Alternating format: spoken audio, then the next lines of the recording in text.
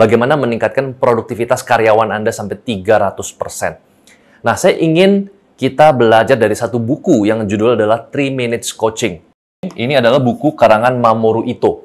Ya, Mamoru Ito ini adalah seorang konsultan ya di perusahaan Jepang.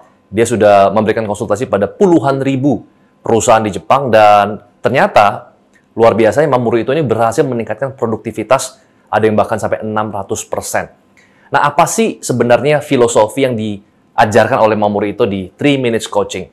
Nah, ini kita jangan terjebak di sini. Ini hanya bagian dari konsepnya aja, jadi boleh lebih dari 3 menit. Yang penting adalah nggak perlu sampai 30 menit ya. Mungkin 3 menit sampai 10 menit sampai 15 menit, it's okay. Jadi ini 3 menit ini bukan patokan mati. Nah, yang pertama adalah konsep dari 3 Minutes Coaching. Ketika kita melakukan sebuah koordinasi dengan membuat sebuah meeting besar atau gala meeting, ada board of director, ya, ada CEO, ada CMO, ada CFO di sana, kemudian staff kita, ada manajer, ada supervisor, ada staff biasa. Ketika mereka melakukan koordinasi dan ketika mereka memberikan presentasi, nah biasanya di forum sebesar itu, ketika ditanya apakah ada masalah, mereka pasti akan jawab baik-baik aja. Ya, ini adalah istilah adalah asal bos senang. Kenapa? Karena ini forum yang begitu besar. Mereka juga takut untuk membicarakan masalah mereka apa adanya. Ya, jadi yang mereka tahu adalah udah mendingan cari aman aja, report yang bagus-bagusnya aja.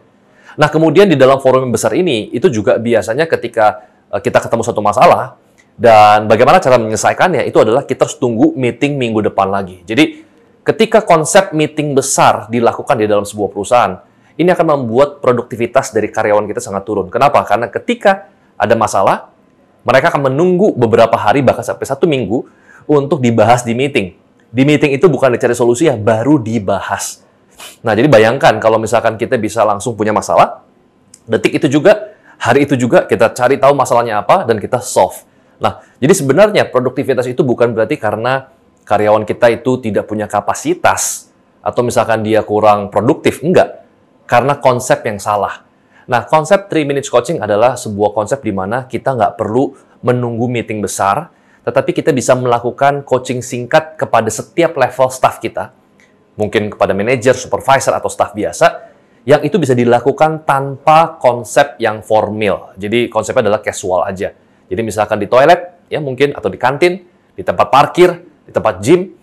Nah, karena ini tempat yang casual, kita juga nggak perlu ngobrol lama-lama. Maka dari itu, Mamoru itu bikin konsep 3 minutes only. Boleh lebih dikit, nggak apa-apa. Ya, ini jangan jadi patokan. Nah, sebenarnya obrolan chit-chat seperti ini, ketika cuma one-on-one, bukan dalam meeting yang besar, biasanya staff kita akan lebih open. Ya, kenapa? Karena ini bukan forum yang formal, ini forum yang casual. Nah, tetapi ketika kita ngobrol, ya 3 menit di forum yang casual, di kantin, gym, tempat parkir, sama staff kita, pastikan obrolan ini juga punya meaning, punya structure. Ya, kita boleh open dengan, gimana anak? Kuliah di mana? Kemarin diterima atau enggak? Itu openingnya nggak masalah. Tetapi jangan sampai sekedar hanya say hi, ngobrol hal yang casual, ngomongin hasil skor sepak bola di Premier League, tapi endingnya nggak ngomongin apapun. Itu nggak produktif. Itu bukan 3 minutes coaching, itu 3 minutes conversation. Nah, 3 minutes coaching, yang perlu kita lakukan adalah ada 3 pertanyaan yang harus kita tanyakan. Yang pertama adalah, what do you do? Kita ketemu staff kita lagi di toilet, kamu apa? Maksudnya di divisi mana? Kalau perusahaan kita cukup besar, mungkin kita nggak kenal satu persatu. Ya, what do you do? Kamu di bidang apa? Apa yang kamu kerjakan? Oh, saya di bidang Markom, Pak, marketing communication. Oh, sekarang lagi kerjain apa? Oh, kita lagi siapin campaign, Pak, di digital campaign, dan kita lagi pilih KOL. Jadi, what do you do? Pertanyaan ini adalah checklist untuk mereminder mereka, apa sih sebenarnya job desk mereka. Sometimes kadang-kadang kita offside, sometimes kadang-kadang kita lupa kita ini apa sih role-nya atau perannya. Ya, jadi kita perlu tanya pertanyaan yang simple, sangat basic, tapi ini mereminder mereka apa sih sebenarnya job desk mereka. Ya. Kemudian yang kedua adalah, what's your problem? Kendala mereka apa pada saat mereka menentukan KOL? Ya, oh ya, kendala saya gini Pak, banyak KOL itu ternyata followernya banyak, engagement rendah. Ya, jadi kita langsung buka-buka, langsung open problem mereka apa. Nah, di forum meeting besar, what's your problem? Mereka akan bilang, it's okay. Ya, nothing to worry about. Jadi nggak ada yang perlu dikhawatirkan. Ya. Tapi dengan obrolan santai yang casual, kita bisa langsung tahu, oke, masalahnya apa. Ya. Tapi di sini jangan buru-buru kita langsung, cara menyelesaikan masalah seperti ini. Nggak usah. biarkan mereka yang menjawab dulu, baru kita akhirnya memberikan coaching. Pertanyaan ketiga adalah how you handle it. Bagaimana cara kamu atasin problem itu? Ya, nanti mereka akan jawab. Nanti dari sana, ya baru kita guidance mereka. Dan kalau habit ini atau culture ini dilakukan di semua divisi, semua atasan melakukan 3 minutes coaching every day, berapa banyak masalah yang bisa kita solve, dan automatically dengan capacity yang sama, dengan karyawan yang sama, dengan staff yang sama, dengan supervisor yang sama, productivity kita akan meningkat. Bukan karena kita melakukan hal yang dramatis, hal yang besar, tapi karena kita solve the problem immediately, ya, dengan sangat cepat. Nah, ini adalah hal yang perlu kita perhatikan. Kemudian yang kedua, ya, 3 tips, 3 simple tips. Oke Pak, saya ingin meningkatkan karyawan saya akan melakukan 3 minutes coaching dari sekarang. Nah, ini ada tambahan 3 tips untuk Anda. Yang pertama adalah, tentu ketika kita melakukan koordinasi untuk meningkatkan produktivitas, let's say misalkan kita punya aplikasi untuk kita, misalkan seperti Trello, ya, Basecamp, atau mungkin kita hanya pakai WhatsApp group. Nggak apa-apa, saya kasih contoh WhatsApp group aja. Walaupun banyak aplikasi-aplikasi lain yang bisa kita download, kita subscribe, dan bisa koordinasi pekerjaan dengan sangat mudah. Ya, banyak seperti Google Docs, ya, Google Calendar, itu akan mempermudah kita untuk melakukan koordinasi. Tapi saya akan ambil contoh misalkan WhatsApp group. Ya, tips dari saya, kadang-kadang kita komplain ketika staff kita ini kok dikasih kerjaan, dia nggak melakukan. Kita WhatsApp di grup, kok dia nggak jawab. Reply-nya kok lama. Sebenarnya kadang-kadang bukan karena mereka nggak mau jawab, atau bukan karena mereka itu tidak produktif. Tapi karena kita punya pesan kita jelas, ya. Pesan kita jelas, tapi kita tidak punya pesan tanpa tujuan yang jelas. Maksudnya apa? Contohnya, saya kasih contoh. Misalkan pesan di WhatsApp group, misalkan, tolong, ya, follow up hot customer kita, calon klien kita yang kemarin kita adakan pameran. Oke, kita send di grup, ada 10 orang di dalam grup, dan nothing happen. Nggak ada yang reply. Kenapa mereka nggak reply? Karena mereka merasa bahwa ini untuk siapa? Message ini untuk siapa? Jadi kita perlu mention tujuannya ke siapa. Misalkan ke Jimmy, misalkan kalau staff Anda ada yang namanya Jimmy, atau ke Anton, atau ke Melissa, ya, atau ke Kevin. Jadi tujuan ini kepada siapa?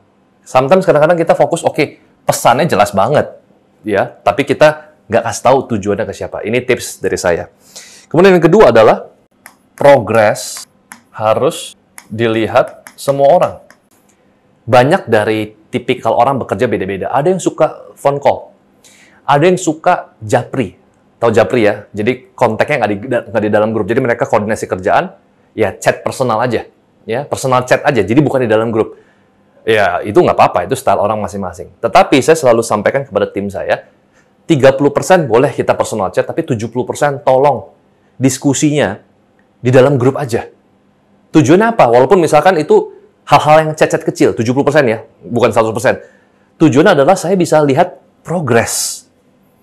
Ya, saya selalu percaya bahwa segala sesuatu yang bisa ditingkatkan harus merupakan segala sesuatu yang bisa diukur. Bagaimana mungkin kita bisa meningkatkan segala sesuatu kalau kita tidak bisa mengukur? Contoh misalkan, Pak Bo nggak naik kelas misalkan. Tahun depan saya bisa nggak naik kelas lagi kalau saya tidak dapat rapor. Rapor ini adalah cara saya mengukur. Saya nggak naik kelas karena mata pelajaran apa. Misalkan karena mata pelajaran bahasa Inggris saya jelek. Oke, saya bisa ukur. Kalau gitu, saya bisa perbaiki. Saya bisa tingkatkan. Saya les bahasa Inggris. Nah, jadi kita perlu punya progres yang bisa dilihat oleh semua orang. Jadi kelihatan mana yang kerja, mana yang enggak, ya, mana yang jobs done, mana yang masih tertunda, itu langsung semuanya dibicarakan di grup atau platform lain seperti Basecamp atau Trello, dan masih banyak aplikasi-aplikasi lain. Dan yang ketiga, ini prinsip saya adalah 3 batu, 10 kerikil, baru sisanya pasir. Ini prinsip untuk meningkatkan produktivitas dari staff kita. Let's say di sini ada ember transparan. Ya, kita punya batu, kita punya kerikil, dan kita punya pasir. Kalau misalkan kita masukin pasir dulu, kemudian baru kerikil-kerikil, baru kemudian batu, mungkin batu yang kita masukin hanya 3, sisanya nggak muat dan akhirnya tumpah. Jadi, dengan materi yang sama, ya, kita bisa masukin batu ini lebih banyak. Batu ini yang merupakan saya sebut sebagai high value activity. High value, yang namanya high value priority. Ini prioritas utama yang punya value yang tinggi. Jadi kalau misalkan kita mengerjakan sesuatu, ya kan itu ada beberapa ya. Misalkan contoh, kita creating something, kita tulis buku, kita tulis novel kita, itu high value activity. Ya, kita gosok gigi, itu low value activity. Jadi, walaupun ada banyak orang yang memang kelihatannya aktif kerja, banyak orang belum tentu mereka mengerjakan batu, mereka hanya fokus ke pasir. Nah, jadi di sini, kalau kita ingin meningkatkan produktivitas staff kita, karyawan kita bisa training, coaching mereka bahwa udah fokus dulu hari pertama, fokus gimana caranya. Kalau prinsip saya adalah setiap hari, saya perlu mengerjakan 3 batu dan 10 kerikil. That's it. Sisanya, kalau misalkan saya nggak kerjaan administrasi, nggak apa, oke lah. Ya. Atau saya misalkan ada ketinggalan sesuatu, oke lah. Karena yang paling penting adalah 3 batu, 10 kerikil. 3 batu adalah 3 prioritas yang paling penting. Life is all about decision making.